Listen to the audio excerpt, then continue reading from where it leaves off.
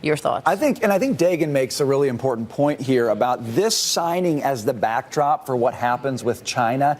The president has gotten this reputation of being someone who likes to break things apart more than build things. But clearly, China is going to watch this today and say, here's a president who is getting deals done. We're up next. We're the ones who look like the obstructors here. I think that plays into the president's hands as he sits down with President Xi. I just don't want us, because we are people in the media are very quick to dismiss things as, oh, it's just a photo op. Right. And I'm sure I might have I've said that, over time as well. But this is important, and it highlights the fact that this president is getting deals done. Maybe it soothes some nerves about what happens with China. We'll know more after the meeting that President Trump has with Xi Jinping tomorrow. Yeah. But again, he makes threats about, remember, the auto tariff import threat against Europe, and there was a truce call there. The same thing with Japan. But this is a sign that, and we see the cooperation between the United States and Mexico in terms of dealing with the migrant caravan and the problems at the border. Yeah. If you are the media, it is a much more exciting story to say the president breaks things and the president is at risk of destroying things than to say you have to break things in order to build new things. Yeah. And this is part of a process, and actually he's solving things, which is just not as exciting of a story. Right, well, and not as exciting as a headline that CNN ran this morning that President Trump is in a terrible mood. That's news. That was you didn't know that was news. That was their headline. Well, funny enough, that's their actual slogan, CNN, terrible mood. Because again, my mother, I'll tell you what my mother has said for years about CNN, that why does everyone look like they're smelling something? It's those candles. They got the candles. Interesting to note, in this room in Buenos Aires, Larry Kudlow is in the room. Secretary of State Mike Pompeo is in the room. Sarah Sanders is in the room as well, the press secretary. So the team from the U.S. is well represented, and obviously Mexico and Canada likely as well. We are waiting. We just got about a minute away when the president will come out to discuss this. It's also worth noting that this deal is a better deal for the unions, is a better deal for workers. And that was widely agreed upon on both sides of the aisle. As I mentioned, Richard Trumka, the union leader, was on this program saying that the deal is very good. I think at the end of the day, that's why Democrats can't oppose it when it actually comes to approving it, because it has more bipartisan appeal than probably the original version of NAFTA. Why are you going to stand against that? The president is going to get a win here next year when this finally gets fully ratified. Yeah, particularly since the majority in the Senate is Republican. So we'll wait on that. Other than commentary about the deal, why this is a positive, they will likely look toward the ratification and maybe talk about that when the three leaders emerge on stage. We are waiting on that. Any other news that you're expecting to come out of this?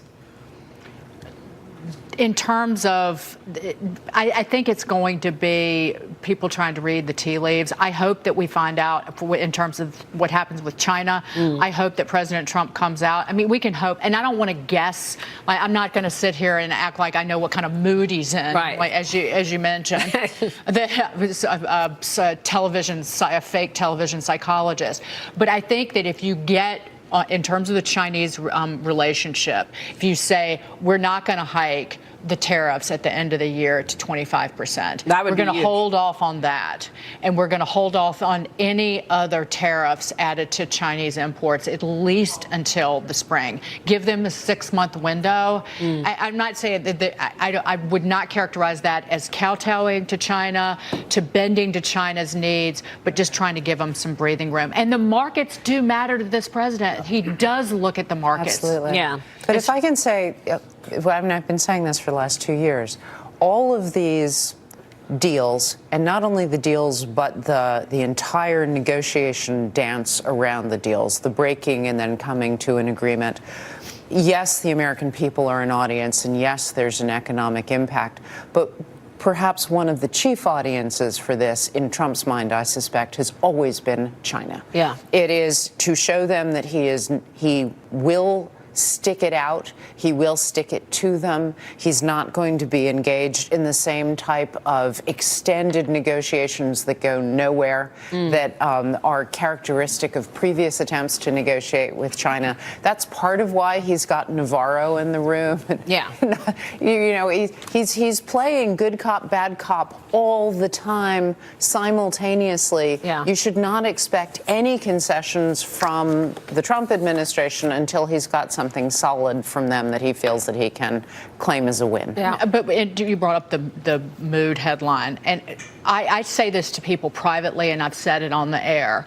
We can debate all day long policy, but there is 0 point in sitting here and debating somebody's personality. Yeah. It just does not matter. Well, that's what they do all day long. At the end of the day, results matter, and this is a major result. That's and the absolutely right. Democrats doggone well know they better vote for this and ratify it after it's signed this morning, because he will rip it up. He will rip it up. Well, listen to this. Senator Elizabeth Warren is already against the deal. You know that. She says she's opposing the USMCA.